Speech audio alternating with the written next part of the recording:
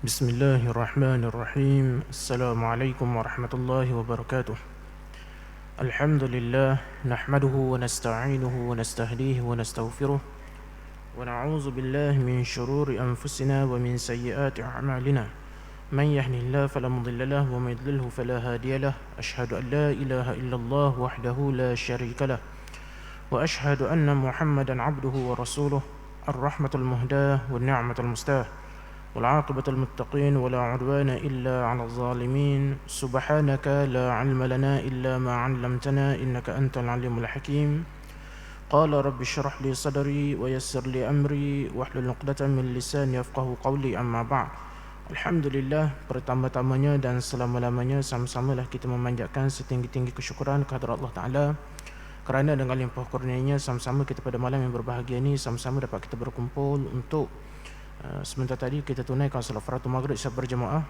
Kemudian kita meneruskan kembali perbincangan kita daripada kitab Mukasyafatul Qulub oleh Al-Imam Ghazali rahimahullahu taala, dan kita meneruskan semula perbincangan kita tentang bab al-mahabbah, iaitu bab kecintaan. Berkata Al-Fudail rahimahullahu taala, apabila ditanyakan kepada anda apakah anda mencintai Allah Subhanahu wa taala, maka diamlah, sebab jika anda menjawab tidak, berarti anda menjadi kafir. Sebaliknya, jika anda menjawab ya, berarti sifat anda bukan sifat para pecinta Allah Subhanahu wa taala. Sufyan berkata, barang siapa cinta orang yang mencintai Allah Subhanahu wa taala, berarti dia mencintai Allah Subhanahu wa taala. Barang siapa yang memuliakan orang yang memuliakan Allah Subhanahu wa taala, berarti dia memuliakan Allah Subhanahu wa taala. Sahal berkata, tanda kecintaan kepada Allah Subhanahu wa taala adalah kecintaan kepada Al-Quran. Tanda kecintaan kepada Allah Subhanahu wa taala dan Al-Quran adalah kecintaan kepada Nabi Muhammad sallallahu alaihi wasallam. Tanda kecintaan kepada Nabi Muhammad sallallahu alaihi wasallam adalah kecintaan kepada sunnahnya, dan tanda kecintaan kepada sunnahnya adalah kecintaan kepada akhirat. Tanda kecintaan kepada akhirat adalah dengan membenci keduniaan, dan tanda membenci keduniaan adalah tidak mengambilnya kecuali sebagai bekal dan perantara menuju akhirat. Jadi dalam bahagian pula Al-Imam Ghazali menakalkan kata-kata Al-Fudail bin Iyad, yang beliau mengatakan, apabila kamu ditanya adakah kamu mencintai Allah Subhanahu wa taala, maka diamlah, kerana jika dia menjawab tidak, maka sudah pasti dia menjadi kafir. Dan kalau dia menjawab ya, bererti dia tidak mencontohi sifat orang yang mencintai Allah Subhanahu wa taala. Jadi apakah maksud daripada kata-kata Fudail ni? Kecintaan kepada Allah Subhanahu wa taala ni bukan hanya semata-mata dibuktikan melalui pengucapan pada lidah, tetapi dia mesti dibuktikan melalui perbuatan kita, amalan kita. Seseorang yang mengaku mencintai Allah Subhanahu wa taala ni mesti membuktikan melalui perbuatan dia, tindakan dia, melalui mematuhi segala perintah-perintah syarak dan menjauhi larangan-larangan syarak. Kalau seorang ni mendakwa dia mencintai Allah Ta'ala, tapi dalam masa yang sama dia melakukan perkara-perkara yang dilarang oleh Allah Ta'ala dan tidak melaksanakan pula perintah-perintah syarak, bahkan beralasan, memberi alasan untuk tidak melaksanakan perintah-perintah syarak tersebut, seperti menutup aurat, sembahyang, berpuasa dan sebagainya, yang mana jika kita nak bahaskan berkenaan dengan perintah syarak ni sebenarnya amat luas. Dia tidak terhad hanya pada perkara yang kita sebutkan tadi itu sahaja. Dia banyak lagi, terutama dari sudut pengamalan akhlak, nilai muslim dalam kehidupan, berbuat baik kepada jiran antaranya, bersopan santun terhadap kaum muslimin yang lain, berkata-kata dengan kata-kata yang baik, berakhlak dengan akhlak yang baik. Ini semua adalah antara perintah-perintah dan tuntutan-tuntutan syarak kepada manusia itu sendiri. Tetapi manusia suka memberikan pelbagai alasan dalam tidak melaksanakan perintah-perintah syarak ni. Maka Allah Ta'ala menyebut, balil insanu ala nafsihi basirah walau alqa ma'azirah. Manusia dia akan kena bertanggungjawab, memberi kesaksian terhadap diri dia sendiri di akhirat nanti, walau alqa ma'azirah, walau apa sahaja alasan yang mereka kemukakan. Jadi kerana itulah, apa sahaja yang kita ucapkan, dia tidak memberi makna melainkan mesti dibuktikan melalui perbuatan, sebagaimana contoh yang telah kita berikan sebelum ni. Seorang ayah yang mengakui ataupun mendakwa dia cintakan anak dia kasih anak dia, tetapi dia tak pernah beri nafkah, tak pernah peduli tentang pelajaran dia, tak pernah pedulikan tentang pakaian dia, tempat tinggal dia, maka bagaimana orang ni boleh dikatakan kasih kepada anak dia? Begitu juga kalau seorang suami dikatakan kasih kepada isteri, tapi hak-hak isteri dia tak pernah ditunaikan, maka sudah pasti kita kata orang ni berdusta pada kata-kata dia. Maka begitulah juga orang yang mendakwa cinta kepada Allah Ta'ala tetapi tidak pernah dibuktikan melalui amal perbuatan dia, maka juga samalah situasinya. Kerana itulah bila nasihat Fudail bin Iyad, jika kita ditanya adakah kita ni mencintai Allah Ta'ala, maka sebaiknya kita diam. Kerana kalau kita sebut tidak, maka kita dah jadi kafir. Tetapi kalau kita kata ya, tetapi kita tidak membuktikan melalui amal perbuatan kita, maka kita telah seakan-akan berdusta terhadap pengucapan tersebut. Yang terbaik adalah kita melaksanakan perintah-perintah syarak ni tanpa mendatangkan pelbagai alasan.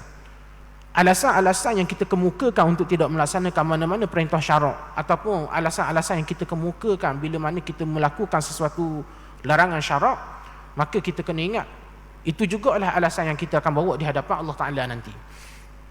Kemudian apabila Sufyan berkata, barang siapa cinta orang yang mencintai Allah Subhanahu Wa Ta'ala, bererti dia mencintai Allah Subhanahu Wa Ta'ala. Dan barang siapa yang memuliakan orang yang memuliakan Allah Subhanahu Wa Ta'ala, bererti dia memuliakan Allah Subhanahu Wa Ta'ala. Ringkasan daripada kata-kata Sufyan ni adalah, siapa yang mendakwa mencintai Allah Ta'ala, dia juga mesti mengasihi orang-orang yang mengasihi Allah Ta'ala. Maknanya dia kena mengasihi para Nabi dan Rasul, dia kena mengasihi para awliya illah, dia kena kasih kepada orang soleh. Bahkan dia kena mencontohi orang-orang ni, mengikut jejak langkah orang-orang yang mencintai Allah Ta'ala dengan cara yang sebenar. Tuan-tuan, bila mana kita membahaskan tentang kecintaan, maka kecintaan ni dia luas dengan pelbagai maksud, dengan pelbagai tafsiran. Tetapi tafsiran ataupun maksud yang paling tepat dan cara yang paling benar dalam mencintai Allah Ta'ala ni adalah dengan cara kita mengikut jejak langkah para rasul, para anbiya, dan juga jejak langkah orang soleh yang mengikuti pelita kenabian ni. Sebagaimana yang Allah Ta'ala sebut, qul in kuntum tuhibbunallah fattabi'uni yuhibbukumullah. Bila mana Nabi SAW diperintahkan oleh Allah Ta'ala menjawab kata-kata ataupun dakwaan Ka'ab bin Ashraf dan juga sahabat-sahabat dia, bila mana Ka'ab bin Ashraf dan sahabat-sahabat dia mendakwa, kamilah nahnu fi manzilati abnaillah, kami ni seumpama anak-anak Allah Ta'ala, wala nahnu asyaddu hubban lillah, dan kami ni adalah orang yang paling mencintai Allah Ta'ala. Ka'ab bin Ashraf ni tuan-tuan, bila mana Nabi SAW menyeru dia dan sahabat-sahabat dia ni masuk Islam, maka dia memperlekehkan seruan Nabi ni dengan mengatakan, wahai Muhammad, kami ni dah berada pada kedudukan seperti mana anak-anak Allah Ta'ala tu. Maknanya nak cerita rapatnya mereka ni dengan Allah Ta'ala. Wala nahnu asyaddu hubban lillah, dan kami inilah orang yang paling kuat kecintaan dia kepada Allah Ta'ala. Lalu Allah Ta'ala menurunkan ayat ni untuk menempelak kata-kata Ka'ab bin Ashraf dan teman-teman dia ni, qul in kuntum tuhibbunallah fattabi'uni. Katakanlah wahai Muhammad kepada Ka'ab bin Ashraf dan juga teman-teman dia ni, kalau benar kamu ni mencintai Allah Ta'ala, kalau kamu kata kamu ni cinta kepada Allah Ta'ala, fattabi'uni, maka kamu kena ikut aku. Maknanya syarat nak mencintai Allah Ta'ala mesti dengan mengikut Nabi SAW. Kerana tidak ada orang yang paling benar kecintaan dia kepada Allah Ta'ala melainkan Nabi SAW. Dan begitu juga dalam nak mencintai Nabi SAW, tidak ada orang yang paling benar kecintaan dia kepada Nabi SAW melainkan para sahabat, para ulama, para awliya illah. Ini orang-orang yang paling benar kecintaan mereka kepada Nabi SAW. Maka sebab itulah tuan-tuan, bila mana kita nak mencintai Allah Ta'ala ni, dia ada cara dia. Bukan hanya dengan semata-mata mengikut perasaan kita, hanya mengikut tafsiran hawa nafsu kita. Tak semayang pun mengaku cinta Allah Ta'ala, tak semayang tapi mengaku cinta ke Allah Ta'ala. Bahkan diputar belikkan pula ayat Al-Quran, seperti mana yang pernah kita sebutkan sebelum ni, bila mana adanya orang-orang yang berani memesongkan maksud ayat Al-Quran, wa'bud rabbaka hatta ya'tiyakal yaqin. sembahlah Tuhan kamu ni sehingga datangnya yakin. Maka mereka ni mendakwa kena semayang ni sehingga kita yakin. Bila kita dah yakin tak payah semayang. Jadi sebab tu kita katakan tuan-tuan, pada pertemuan yang lalu, dalam nak memahami tafsiran Al-Quran, dia bukan boleh difahami melalui terjemahan secara bulat-bulat.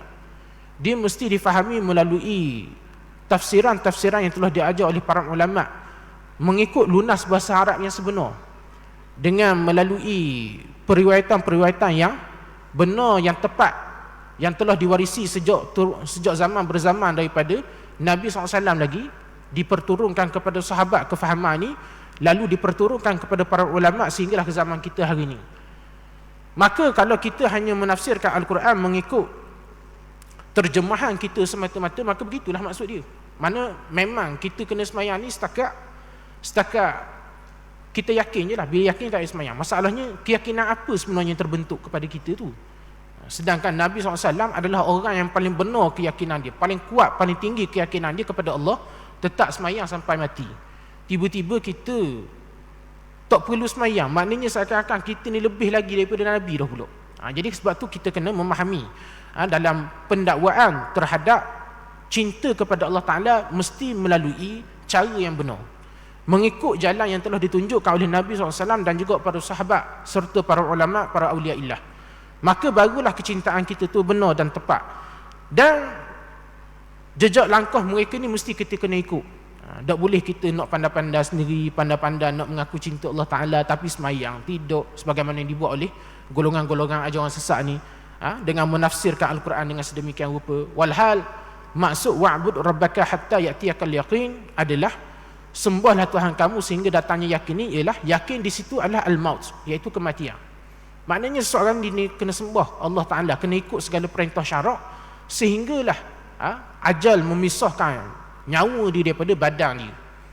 Tu barulah benar kecintaan kepada Allah Ta'ala, barulah benar jalan beriman kepada Allah.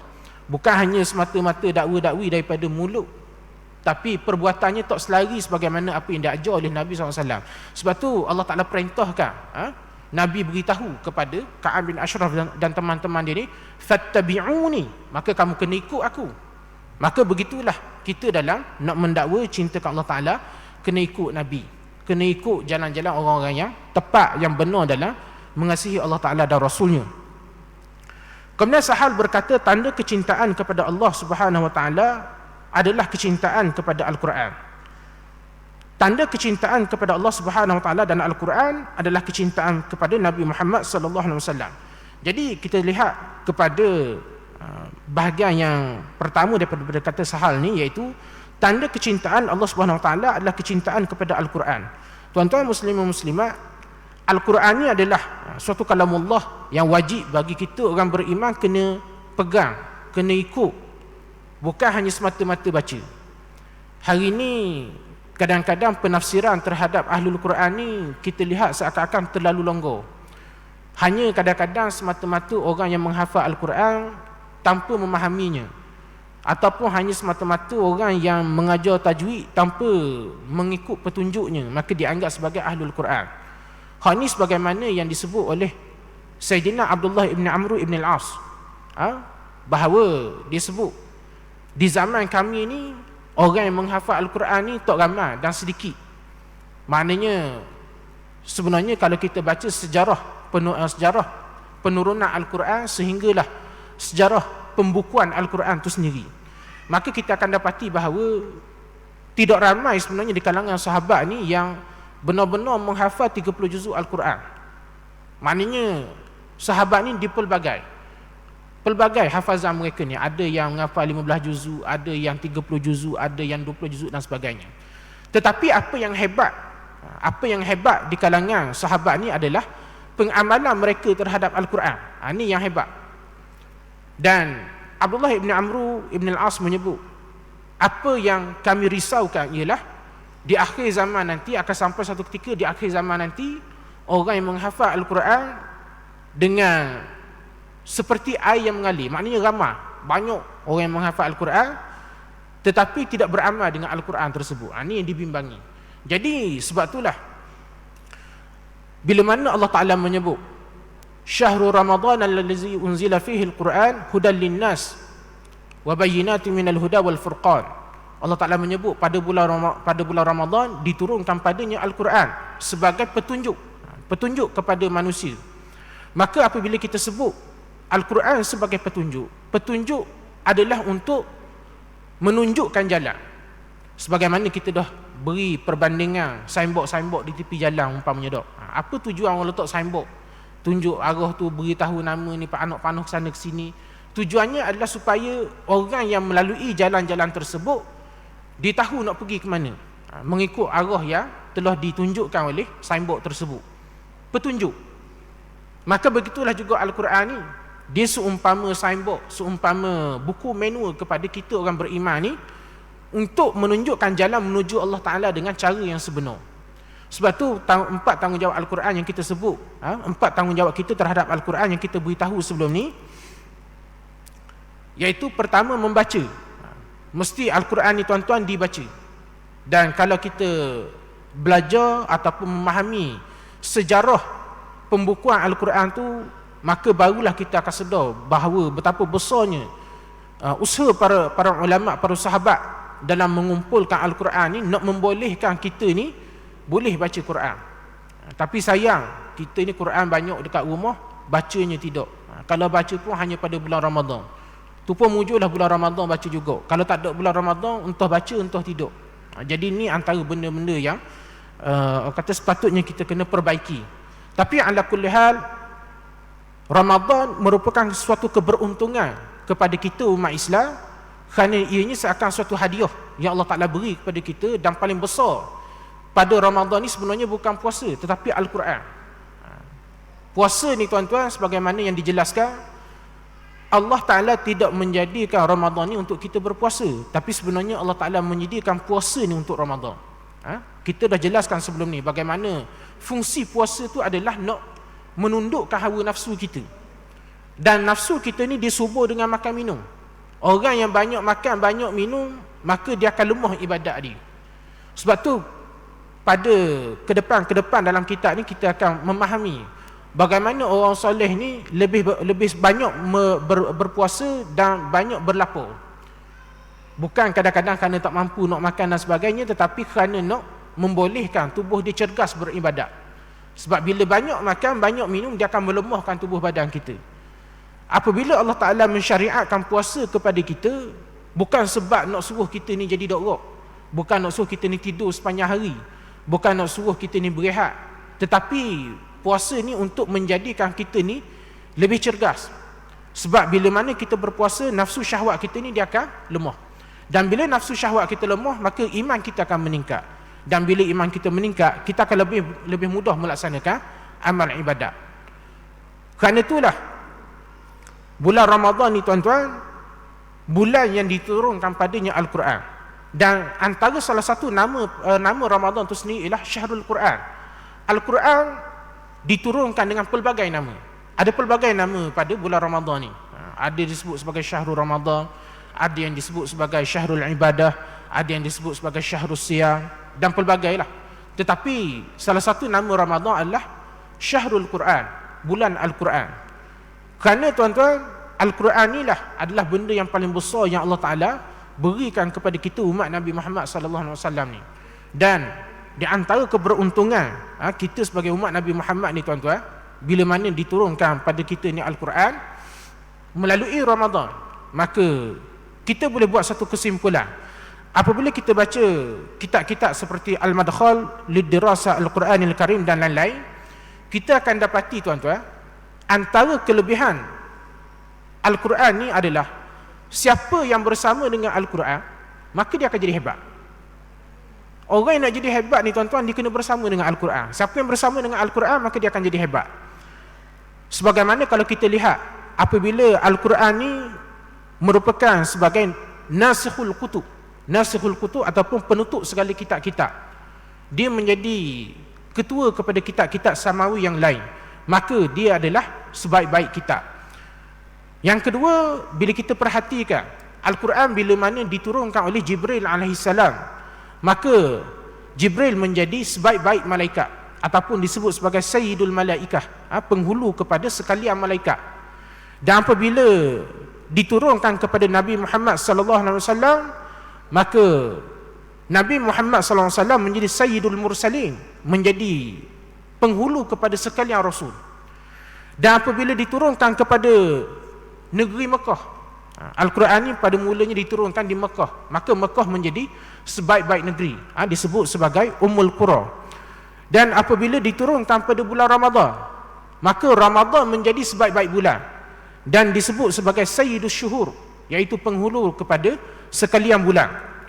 Dan apabila Al-Quran ini diturunkan pada malam Jumaat, maka malam Jumaat menjadi penghulu kepada sekalian hari, iaitu Sayyidul Ayyam. Dan apabila diturunkan dalam bahasa Arab, Al-Quran ini sebagaimana yang Allah Ta'ala sebut, diturunkan dalam bahasa Arab, maka bahasa Arab menjadi sebaik-baik bahasa, ataupun disebut sebagai Lughatul Jannah, bahasa syurga. Sebab apa disebut sebagai bahasa syurga? Tuan-tuan, nanti semua orang bila masuk syurga nanti, tuan-tuan, semua akan bertutur dalam bahasa Arab. Walaupun dalam dunia ni tak pernah belajar bahasa Arab, tak reti cakap Arab, pada reti Assalamualaikum Waalaikumsalam je, tak reti baca Fatihah saja, tetapi di akhirat nanti semua akan bertutur dalam bahasa Arab. Ni maknanya nak cerita kemuliaan sesuatu benda ni bila dia bersama dengan Al-Quran. Diturun dalam bahasa Arab, maka Al-Quran, maka bahasa Arab ni menjadi Lughatul Jannah, menjadi bahasa syurga. Kemudian apabila diturunkan kepada sebaik-baik umat, iaitu diturunkan kepada umat Nabi Muhammad, maka umat Nabi Muhammad ni menjadi sebaik-baik umat, khairul ummah, dan menjadi umat yang pertama sekali masuk syurga. Dan bila mana orang yang menghafal pula Al-Quran, dia umat Nabi Muhammad dah diturunkan Al-Quran kepada dia, lalu dia membaca, dia menghafal dan dia beramal dengan Al-Quran tersebut, maka dia akan menjadi semulia-mulia umat Nabi. Hal ini sebagaimana dalam satu hadis yang diriwayatkan oleh Sayyidina Abdullah ibn Abbas, Nabi SAW menyebut, Ashrafu ummati hamalatul Quran wa ashabul lail. Semulia-mulia umat aku adalah pembawa Al-Quran, hamalatul Quran, dan juga ashabul lail. Maka Al-Allamah Al-Manawi rahimahullah ta'ala menyebut, hamalatul Quran ni siapa? Hamalatul Quran ni adalah hum hafizuhu al-hamiluna lahu fi sudurihim al-alimuna tilawatahu al-amiluna bimuqtadahu. Siapakah yang disebut sebagai hamalatul Quran ataupun pembawa Al-Quran ni? Hamalatul Quran sebagaimana yang disebut oleh Al-Allamah Al-Manawi, bahawa ianya adalah orang yang pertama dia menghafal Al-Quran. Dia menghafal Al-Quran, tak kira lah banyak ke sikit ke, hafallah Al-Quran ni setakat yang kita mampu. Kalau kita setakat mampu menghafal juzuk amal saja, ngapallah juzuk amal saja pun. Kalau kita mampu menghafal 4 juzuk, 2 juzuk, 5 juzuk, 10 juzuk, maka usahakanlah tuan-tuan, masa-masa yang kita ada berbaki pada usia kita ni, usahakanlah hafal Quran ni. Tak banyak sikit, tak sikit banyak, gitulah. Walaupun kadang-kadang ada orang, tuan-tuan, bila dia ada suatu usaha ataupun ada suatu tekad dalam hati dia nak menghafal 30 juzuk Al-Quran, walaupun usia dia dah tua, dia boleh hafal. Ataupun orang-orang yang nak memperbaiki bacaan dia, maka dia berusaha memperbaiki bacaan dia. Hari ni, tuan-tuan, kita boleh lihat di negeri kita ni umpamanya, boleh kata rata-rata masjid di negeri Terengganu ni, tuan-tuan, ada kelas-kelas pengajian Al-Quran, ada imam-imam, adanya tok-tok guru, pengajar-pengajar Al-Quran yang mari mengajar Al-Quran. Maka tinggal kita je lagi nak mari belajar ke tidak. Kalau kita tidak pernah nak mengambil peluang untuk belajar, nak baca, nak memperbaiki bacaan kita, nak memperbetulkan bacaan kita, maka kita bimbang, Al-Quran ni dia akan menjadi suatu dakwaan kepada kita di akhirat nanti. Jadi kerana itulah bila disebut hamalatul Quran, yang pertama ialah disebut hamalatul Quran ni ialah orang yang menghafal Al-Quran tersebut di dada mereka ni, maksudnya menghafal Al-Quran ni. Kemudian al-alimuna tilawatahu, dan yang mengetahui tentang bacaannya, mana dia belajar bacaan Al-Quran tersebut. Wal-amiluna bimuqtadahu, dan beramal dengan Al-Quran tersebut. Ni ciri lengkap orang yang disebut sebagai hamalatul Quran, orang yang membawa Al-Quran itu sendiri. Jadi sebab itulah, tuan-tuan, Nak menjadi hamalatul Quran ni tak padang hanya dengan kita hafal saja. Tak padang hanya dengan setakat kita belajar dan baca sahaja. Tapi antara benda yang paling besar kita kena buat adalah beramal. Beramal dengan Al-Quran tu sendiri. Beramallah sekadar yang kita mampu, setakat yang mampu kita buat. Jangan nanti tuan-tuan di akhirat nanti Al-Quran ni menjadi dakwaan kepada kita. Daripada Sayyidina Abi Hurairah, an Abi Hurairah radhiyallahu anhu anin Nabi sallallahu alaihi wasallam qala majtama'a qaumun fi baitin min buyutillahi ta'ala yatluna kitaballahi wa yatadarasunahu bainahum illa nazalat alaihimus sakinah wa ghashiyatuhumur rahmah wa haffathumul malaikah wa zakarahumullahu fi man 'indahu. Dalam satu hadis yang diriwayatkan oleh Sayyidina Abi Hurairah radhiyallahu anhu, bahawa beliau mengatakan Nabi SAW bersabda, tidaklah berkumpul satu kaum ni di suatu rumah di antara rumah-rumah Allah Ta'ala, maksudnya di masjid. Tidaklah berkumpul sesuatu kaum ni di masjid, lalu mereka ni membacakan ayat-ayat Allah Ta'ala, membaca Al-Quran, melainkan dan mereka mempelajarinya di antara mereka, melainkan akan turun kepada mereka ni ketenangan. As-sakinah akan turun kepada mereka ni ketenangan, dan mereka ni akan diliputi oleh rahmat Allah Ta'ala, dan mereka ni akan dilingkungi oleh para malaikat, dan Allah Ta'ala akan menyebut mereka ni di antara hamba-hambanya yang mulia, iaitu para malaikat. Tuan-tuan, orang-orang yang membaca Al-Quran ni Allah Ta'ala akan sebut, Allah Ta'ala akan sebut nama dia di hadapan malaikat-malaikat dia. Jadi ni nak cerita tuan-tuan betapa besarnya rahmat Al-Quran ni terhadap kita. Al-Quran yang mungkin kita cuma buka setahun sekali. Ada orang kadang-kadang setahun sekali buka, kadang-kadang 2 tahun tak pernah buka bersekali pun, walaupun dia mengaku Islam, walaupun mengaku kena ikut Quran dengan sunnah. Tapi sebenarnya di mana pengamalan kita sebagai orang Islam ni, bila mana kita menjauhi Al-Quran tu sendiri. Al-Quran dia bukan hanya setakat nak dijadikan perhiasan dekat rak-rak buku kita.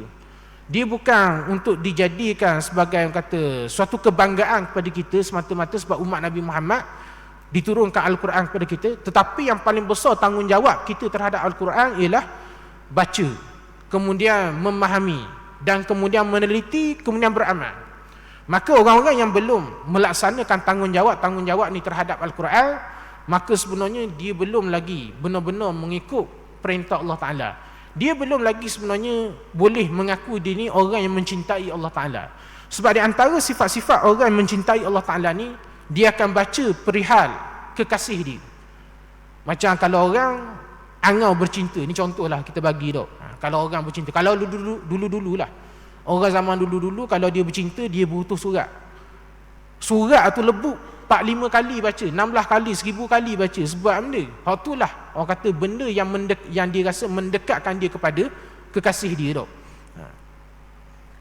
Kalau zaman hari ni orang baca WhatsApp, macam-macam lah dok. Maknanya medium-medium tu tak kira dah. Tapi maknanya seseorang dia akan mencari suatu benda yang boleh mengingatkan dia kepada kekasih dia. Ni norma ataupun kebiasaan bagi orang kalau dia mencintai sesuatu. Kalau orang dia gila kepada kereta, dia akan tampal poster kereta, betul tak? Kalau dia suka kereta, dia akan baca majalah kereta. Orang hok minat motor, baca majalah motor. Hok minat ngai, baca majalah joran, macam-macam lah benda yang dia baca. Sebab benda mengingatkan kepada benda yang disuka, dia minat. Maka begitu juga kalau seseorang ni, kalau benar kecintaan dia kepada Allah Ta'ala, maka sudah pasti dia akan membaca sesuatu yang menjadikan dia dekat kepada Allah Ta'ala. Dan tidak ada benda bacaan yang paling mendekatkan kita kepada Allah Ta'ala melainkan Al-Quran tu sendiri. Dan baca mestilah baca dengan kefahaman, bukan setakat baca di mulut sahajalah. Baca dengan setakat gerakan bibir dan lidah kita sahaja tidak cukup. Dia mesti dibaca dengan kefahaman. Tanpa faham macam mana kita nak kenal, tak? Kita tak faham apa yang kita baca. Kita tak faham Al-Quran yang kita baca. Walaupun kita habis khatam 30 juzuk, tapi kita tak faham, maka kita tidak akan dapat nak memahami tentang Allah Ta'ala. Kita tak akan dapat belajar sesuatu tentang Allah Ta'ala ni. Kerana itulah tanda kecintaan kepada Allah sebagaimana disebut oleh Sahal tadi adalah kecintaan kepada Al-Quran itu sendiri. Siapa yang dakwa dia cinta ke Allah Ta'ala, dia kena baca Quran. Kalau dakwa cinta Allah Ta'ala tapi malah baca Quran setahun tak pernah buka bersekali habuk, maka orang ni berdusta pada dakwaan dia. Dan tanda kecintaan kepada Allah Ta'ala dan Al-Quran adalah kecintaan kepada Nabi Muhammad SAW. Seorang yang mendakwa dia cintakan Allah, dia cintakan Al-Quran, maka dia kena mencintai Nabi Muhammad sallallahu alaihi wasallam. Ini turutan dia, turutan yang mesti diikuti. Bagaimana pula nak mendakwa dia ni cintakan kepada Nabi Muhammad sallallahu alaihi wasallam? Tanda kecintaan kepada Nabi Muhammad sallallahu alaihi wasallam ni pula, tuan-tuan muslim-muslimat, adalah dengan mencintai sunnah Nabi. Ini antara petanda ataupun bukti seseorang ni mendakwa dia cintakan Nabi Muhammad sallallahu alaihi wasallam. Mesti dengan dia ikut sunnah kekasih dia. Sebab tu bila kita melihat para awliya illah, para ulama, para salihin dan para sahabat ridwanullahi alaihim, bila kita meneliti sejarah-sejarah mereka, kita baca sirah-sirah mereka ni, tuan-tuan, kita akan dapati bagaimana mereka ni sangat bersungguh ikut sunnah Nabi. Kadang-kadang hari ni, tuan-tuan, bila seseorang mengikut sunnah Nabi, maka orang ni akan dianggap sebagai pelik. Orang ni akan dianggap sebagai macam orang yang asing, orang yang lain daripada yang lain. Inilah orang kata suatu perkara yang mesti ditanggung oleh orang yang beramal dengan sunnah Nabi di akhir zaman. Mula-mula hari ni, tuan-tuan, kita akan melihat kepelekan ni dilihat dari sudut pemakaian. Hari ni kalau kita tengok orang yang pakai jubah, pakai jubah ke sana kemari, kita akan kata orang ni tabligh. Ini contohlah. Maknanya dia ada suatu tanggapan terhadap orang yang memakai pakaian sunnah Nabi ni. Dia tak akan golongkan orang ni macam orang kebiasaan, orang biasa, tidak. Dia akan golongkan orang ni sebagai tabligh dan seumpamanya lah. Begitu juga kalau orang perempuan sekalipun, kalau orang perempuan hari ni, tuan-tuan, kalau dia memakai pakaian dengan mengikut cara yang diajar oleh Islam, dengan pakai niqabnya, dengan pakai tudung labuhnya, pakai jubahnya, maka hari ni orang akan anggap ni golongan-golongan terpaling agama. Maknanya kalau kita sebut terpaling agama ni, tuan-tuan, bukan, bila sebut terpaling agama ni bukan suatu kata-kata yang baik, tapi terpaling agama ni suatu gelorang sebenarnya. Suatu gelorang seakan-akan nak menunjukkan orang ni nebeng, seakan-akan orang ni orang kata pelampau agama, syadid, macam-macam, pelbagai lah tanggapan-tanggapan yang sebenarnya bukan positif tapi negatif. Tetapi bila mana seorang wanita memakai pakaian yang tidak menutup aurat dengan sempurna, pakai tudung, pakai baju, tetapi baju yang ketat, tudung yang kata jarang, kadang-kadang tudung tu siapa boleh nampak leher. Orang-orang sebegini tidak dilihat sebagai pelik. Orang sebegini tidak dilihat sebagai mungkar. Orang begini dilihat sebagai inilah Islam moderat, inilah Islam masa kini, Islam moden. Walhal Islam tak pernah menolak kemodenan, tetapi nak moden ke nak apa ke, tuan-tuan, dia mesti dengan mengikut cara yang diajar oleh Nabi SAW, yang telah diperintahkan oleh syarak. Kalau kita jadi orang Islam tapi tak mau ikut pedoman Al-Quran, tak mau ikut pedoman sunnah, tak mau ikut sebagaimana apa yang diajar oleh Nabi SAW, apa yang diperintahkan oleh agama, sebenarnya kita tidak ada beza dengan penganut agama lain. Dan kita sebenarnya hari ini ke arah tu, ke arah menjadikan agama ni tidak lagi sebagai suatu jalan kehidupan, suatu cara hidup. Tuan-tuan, apakah yang membezakan Islam ni dengan agama lain? Tuan-tuan, Islam ni dia bukan suatu anutan, dia bukan semata-mata suatu anutan, tapi dia adalah the way of life, ataupun kita kata suatu cara hidup. Orang Islam dia ada cara hidup dia. Daripada mula celek mata bangun pagi sampai kena tidur malam, Islam ada aturan kehidupan. Sampai bab masuk tandas sekalipun ada adab-adab dia. Bab pakai pakaian ada adab-adab dia. Daripada sekecil-kecil perkara sedemikian sehinggalah kepada sebesar-besar perkara sehingga melibatkan pemerintahan dan kehakiman. Semuanya ada disebut dalam Islam. Orang Islam yang sebenar adalah bila mana dia berusaha melaksanakan ataupun mengamalkan segala bentuk yang diajar oleh Islam ni. Tetapi hari ini, tuan-tuan, umat Islam ke arah menjadikan Islam ni seperti mana agama lain juga, iaitu kita tak perlu beragama sangat dalam kehidupan ni. Cukuplah kita semayang, kita puasa, atau mana Islam tu setakat tu saja. Cukuplah puasa, semayang, raya dan sebagainya. Nak tutup-tutup aurat sangat ni tak perlu. Anggap bahawa kita hari ni hidup zaman moden, tak sesuai dah nak pakai pakaian macam jubah, tudung labuh dan sebagainya. Maka hari ni, tuan-tuan, ini yang disebut, yang kita sebutkan, bagaimana pengamalan terhadap Islam tu semakin hari dilihat semakin janggal, semakin hari dilihat semakin pelik. Tetapi orang yang mula meninggalkan ajaran Islam, mula orang kata menjadikan kehidupan dia seperti mana kehidupan orang bukan Islam, dilihat hak inilah Islam yang sebenar, Islam yang sesuai diamalkan. Jadi hari ni kita kena perbaiki balik. Kita kena perbaiki balik tanggapan-tanggapan terhadap agama ni serta cara pengamalan dalam beragama ni. Mesti kita kena ikut balik panduan-panduan sebagaimana yang telah diajar oleh Nabi sallallahu alaihi wasallam. Kalau benar kita ni seorang mukmin yang mengaku beriman kepada Allah dan kasih kepada Allah Taala. Jadi kita kena ikut Nabi Muhammad sallallahu alaihi wasallam. Sebagaimana yang disebut, qul in kuntum tuhibbunallaha fattabi'uni yuhibbukumullah wa yaghfir lakum dzunubakum. Kalau benar, katakanlah kalau benar kamu ni mencintai Allah Taala, maka kamu kena ikut aku, iaitu Nabi Muhammad sallallahu alaihi wasallam. Maka kamu akan dikasihi oleh Allah Taala dan kamu akan diampunkan oleh Allah Taala. Jadi saya rasa cukup sekali sajalah untuk pengisian kita pada malam ni. InsyaAllah kita akan sambung balik perbincangan kita pada ruang waktu kesempatan yang lain. Jadi mudah-mudahan segala apa disampaikan pada malam ni sama-sama dapat kita ambil manfaat dan kita amalkan. Segala apa yang baik itu datang daripada Allah Taala, apa yang tersilap dan terkurang itu datang daripada kelemahan dan kesilapan di saya sendirilah. Aku qauli hadza wa astaghfirullah allazi li wa lakum. Wassalamualaikum warahmatullahi wabarakatuh. Rabbana atina fid dunya hasanah wa fil akhirati hasanah wa qina azabannar. Wa sallallahu ala sayyidina Muhammad wa ala alihi wasallam. Walhamdulillahirabbil alamin.